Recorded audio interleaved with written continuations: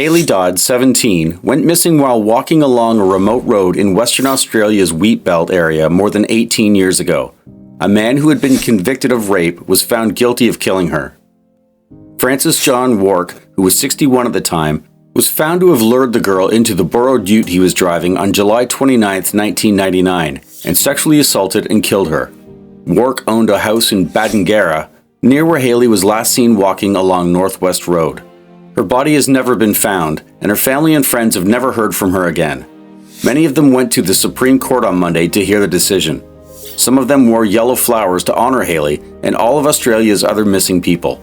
All of them were quiet while Justice Lindy Jenkins gave her guilty decision.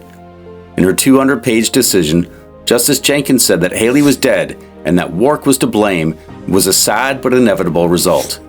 Justice Jenkins said, "I'm sure beyond a reasonable doubt that the accused, Wark, picked up Ms. Dodd and killed her on July 29, 1999, but I don't know how." Wark wasn't killed with killing Hayley until 2015. At the time, he was serving a 12-year prison sentence in Queensland for physically and sexually abusing a 31-year-old woman he picked up on a remote road in the north of the state. Justice Jenkins, who oversaw Wark's 7-week trial last year, said that the evidence about the Queensland crime convinced her that Wark had a tendency to pick up a lone female hitchhiker and violently and seriously abuse her so that she could not resist his sexual assault. Single earring, the vital clue.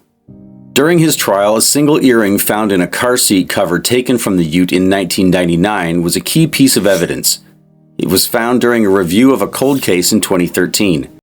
The earring matched drawings made by Hayley's friend of earrings she bought 2 days before she disappeared and was thought to be wearing when she was last seen living. Wark's lawyer, Daryl Ryan, said that the earring could have been put there by police who were in a hurry to solve the crime, or it could have come from someone else who was in the truck before Hayley went missing. Justice Jenkins rejected both submissions. It is not a reasonable possibility that the earring found on the seat cover was left there prior to 29 July 1999, or that it belonged to anyone other than Ms. Dodd, Justice Jenkins said. Wark's trial heard that he sought an earring from the victim in Queensland saying, "I want to keep it." Justice Jenkins said, the accused, Wark, is a person who would be likely to take an earring as a trophy from his victim based on evidence in Hayley's earring. Wark's trial also relied on the DNA analysis of a single 18mm hair found in the ute debris during the cold case review. Mr. Ryan noted that it had male DNA, suggesting it was not from Hayley. Justice Jenkins agreed, saying she was not persuaded it was Hayley's hair. Justice Jenkins said she wasn't convinced Wark wanted to kill Hayley, despite prosecutors' claims. "That is because I find that it is a reasonable inference to draw from the evidence that the accused picked up Ms. Dodd in order to sexually assault her and that he killed her in the prosecution of that unlawful purpose, without necessarily forming an intention to kill her," Justice Jenkins said. Wark was tried under 1999 Western Australia statutes that distinguish deliberate murder from murder. Wark has consistently denied involvement in Hayley's abduction, saying that he was completing his weekly ritual of shopping at Moora, 50 kilometers from Badgingarra. Justice Jenkins said Wark had the opportunity to encounter Hayley on his way back to his farm, murder her, and dispose of her body despite the extremely tight timeline. Next Tuesday, Justice Jenkins will sentence Wark to a minimum term before parole. Family still searching for body. After the ruling, Margaret Dodd was too disturbed to respond. Hayley's sister Tony Dodd said the family never expected this day, but now they wanted Wark to inform them where Hayley's body was. "We need Hayley's location to bury her. Rest our family. We lost sisters and parents," Ms. Dodd said. She added the family would always advocate legislation changes to deny parole to killers who don't reveal victims' bodies. The 7-week trial last year was horrible for Ms. Dodd. "We had to sit through it to know every detail," Ms. Dodd remarked.